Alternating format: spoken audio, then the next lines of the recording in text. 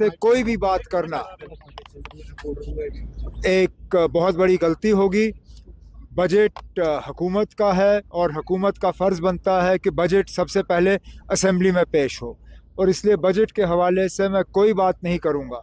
जो भी बजट में हमें डालना होगा या नहीं डालना होगा, ये 7 तारीख को असेंबली के सामने पेश होगा। मैं कुछ नहीं कहूँगा उमर साहब, क्योंकि किसानों की फंक्शन आज यहाँ पे है और यहाँ पे जो मौसमी हालात इस साल बने हुए हैं, किसानों को काफी खदशा है कि शायद एक ड्राउट जैसी सिचुएशन यहाँ बन सकती है। वो अब मैं उनके खर्चात को समझ सकता हूँ।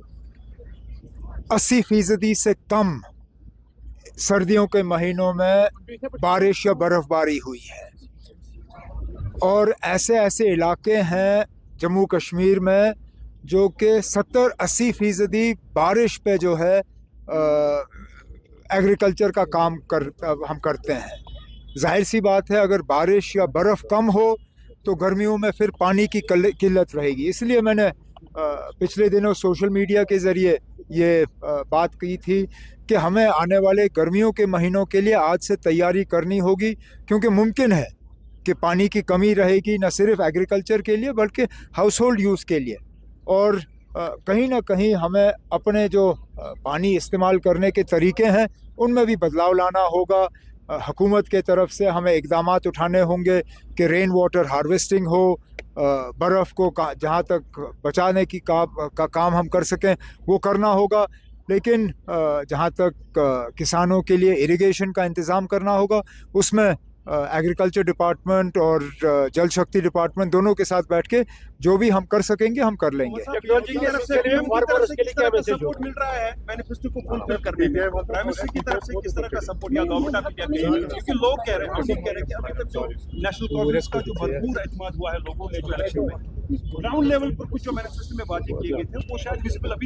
कोई बात नहीं ना, मैनिफेस्टो 5 दिन या 5 हफ्ते के लिए नहीं था, 5 साल के लिए था। अभी हमारा पहला बजट भी पेश नहीं हुआ है। आप इंतज़ार करिए ना। हम जानते हैं हमने लोगों के साथ क्या वादे किए हैं और उनको किस तरह पूरा करना है, और हमने पहले दिन से कहा है जो चीज़ें हम यूटी के ज़रिए कर सकते हैं हम कर लेंगे। अब मैं स्टेटहुड के लिए इतनी लड़ाई क्यों लड़ रहा हूँ, मैं बार बार स्टेटहुड पे ज़ोर क्यों दे रहा हूँ? क्योंकि मैं जानता हूँ कि कई सारी ऐसी चीज़ें हैं जिनको लेके लोग परेशान हैं, लेकिन उस परेशानी का हल एक यूटी में नहीं हो सकता।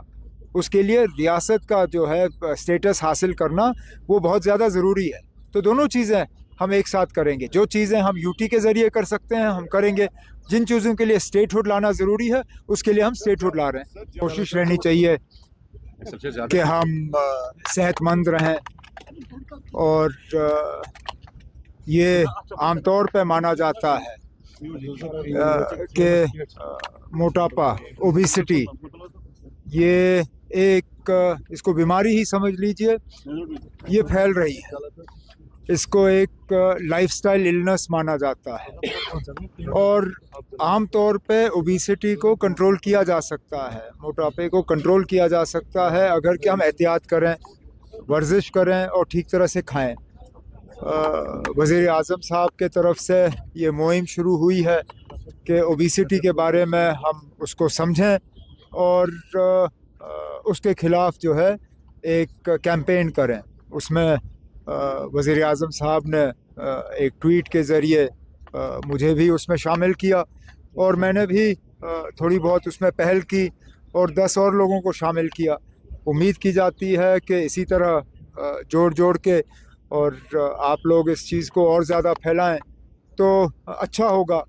जितना ज़्यादा हम अपने सेहत का ख्याल रखें उतना ही हम अपने काम को ठीक तरह से अंजाम दे पाएंगे, हमारे बच्चे ठीक तरह से पढ़ाई कर पाएंगे, हमारे हस्पतालों पे दबाव कम होगा और हमारी लाइफ एक्सपेक्टेंसी जो है वो बढ़ जाएगी। उमर साहब, चूंकि गुलबर्ग में आपने मना कर दिया कि बजट पर बात नहीं करेंगे,